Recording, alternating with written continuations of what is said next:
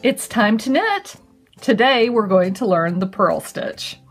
The purl stitch is the second of the two stitches that you will find in your knitting arsenal.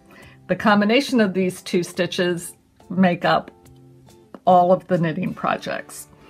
Now purl is a little bit different than knit, and there are a couple of things that we're always going to do differently. The first of which is, with the knit stitch, we hold our yarn to the back of the needle. With the purl stitch, we hold it towards the front. With the knit stitch, we insert from the left to the right and end up behind the needle. With the purl stitch, we insert the right needle from the right to the left, and we end up in front of our needle. When we're wrapping the yarn around, we come over the top and then underneath the needle. And then when we pull through to the back of the needle. So we insert from the right to the left, wrap the yarn around over the top, pull it through to the back, and then slip it off the needle.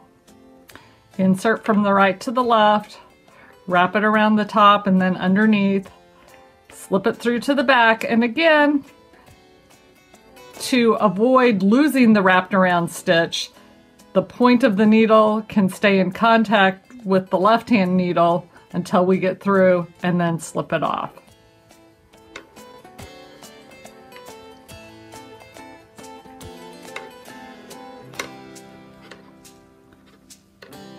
Whoops, that's a knit stitch. We want a purl. In to the right to the left, wrap around the top, pull it through to the back, slide it off. When we purl, we end up with the ridge of stitches like a pearl on a necklace at the front of our knitting. When we're knitting, we end up with a smooth V to the front and the ridges in the back. If we purl every row or if we knit every row, we're going to end up with the same ridge on one side, ditch on the other, and that's the ditch where we'd purled. Practice purling and we'll come back and move on to stockinette stitch next time.